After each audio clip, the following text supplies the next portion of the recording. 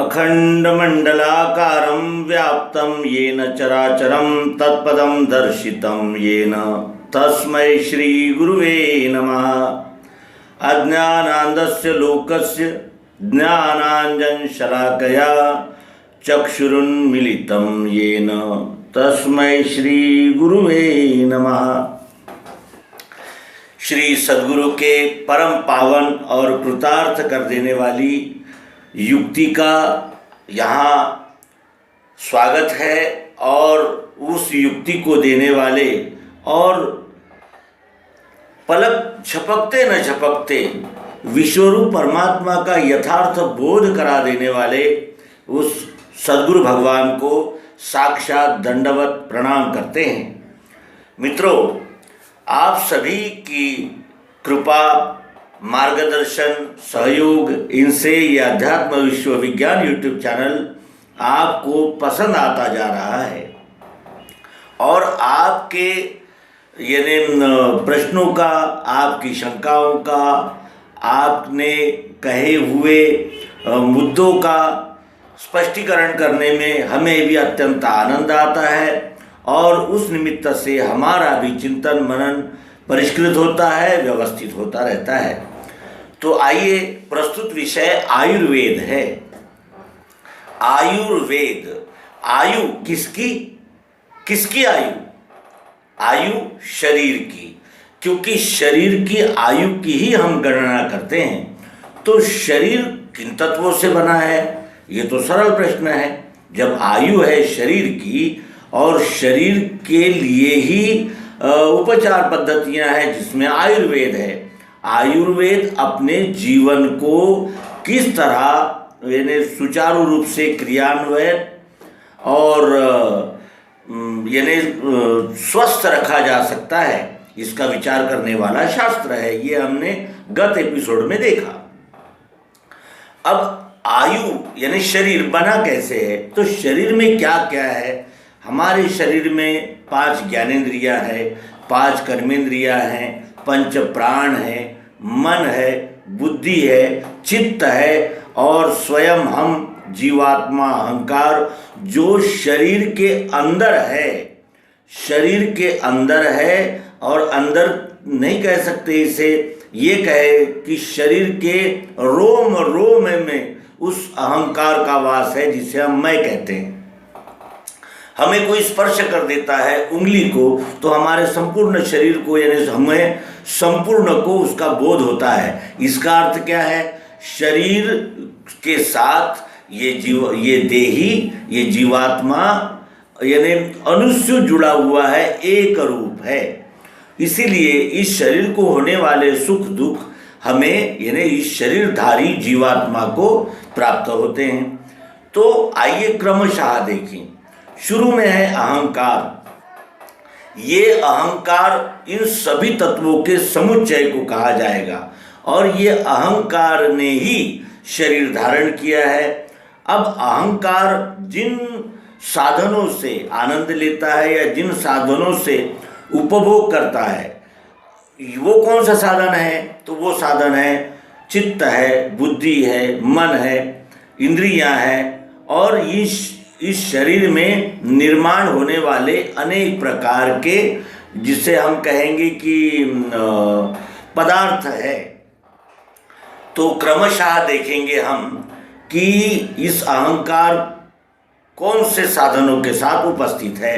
तो चित्त है हमारे पास। चित्त क्या करता है? चित्त संग्रहित करता है। जो बातें हम देख लेते हैं, जान लेते हैं, समझ लेते हैं और जिसे हम महत्वपूर्ण मानते हैं, उसे हम अपने चित्त में संग्रहित कर लेते हैं।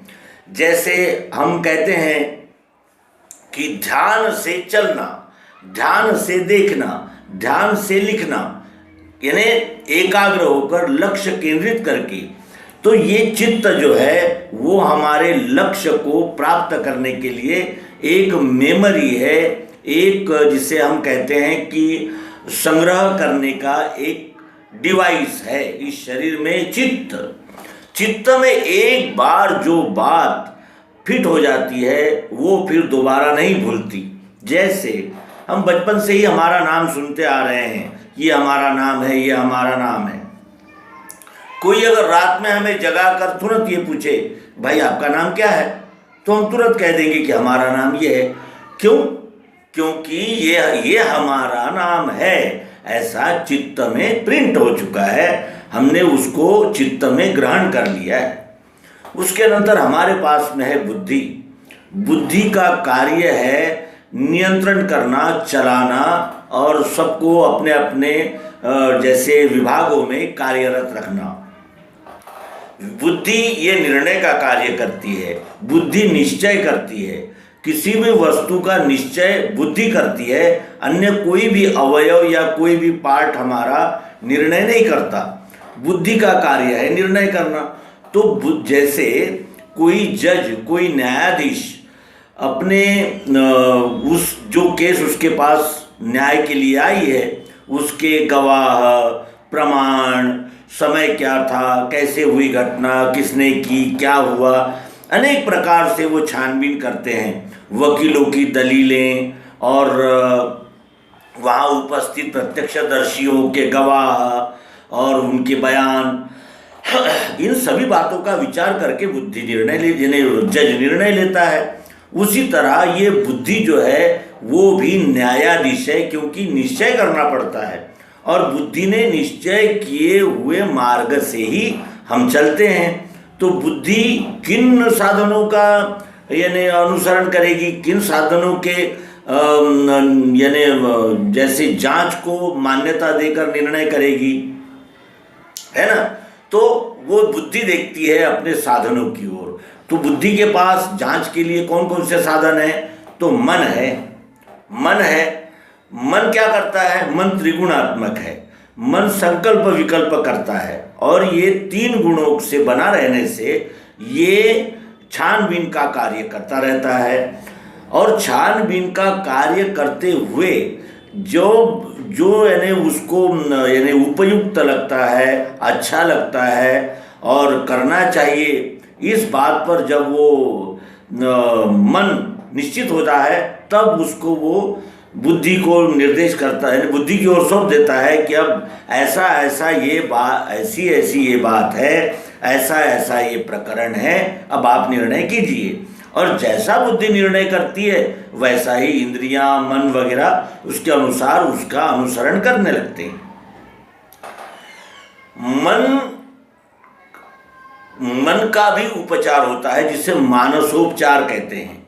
श्रीमद् भगवद गीता में आयुर्वेद इस मुद्दे की तलाश में जब हम चलते हैं तो सबसे पहले हमें पहले अध्याय में ये ध्यान में आता है कि अर्जुन मानसिक दृष्टि से यानी परेशान है, मानसिक परेशानियों में वो आ गया है।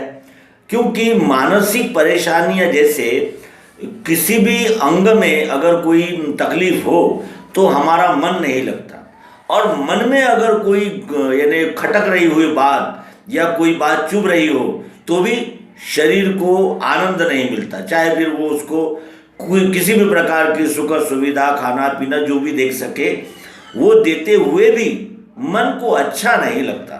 और जब मन को अच्छा लगने के लिए हम क्या नहीं करते, भोग, ऐश्वर्य, अनेक प्रकार के तीर्थाटन, बंगला, कई लोग बंगला अपना जो अच्छा बना हुआ बंगला है या घर है उसे तोड़कर फिर दोबारा बनाते हैं। ये डिज़ाइन पसंद है, वो डिज़ाइन पसंद नहीं, मुझे ऐसा चाहिए, मुझे वैसा चाहिए।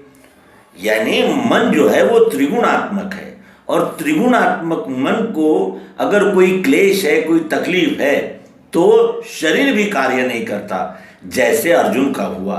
तो मित्रों, इस मालिका को हम क्रमशः आगे आगे बढ़ाते चलेंगे और जानेंगे गीता में आयुर्वेद कैसे है और वो किस तरह हमारे शरीर के लिए उपयुक्त है। और श्री कृष्ण जी ने अर्जुन को जो मार्ग दिखाया है वो प्राकृतिक मार्ग है, नैसर्गिक है, कल्याणकारी है, और उस कल्याणकारी मार्ग का अनुसरण हम अगले एपिसोड में करेंगे।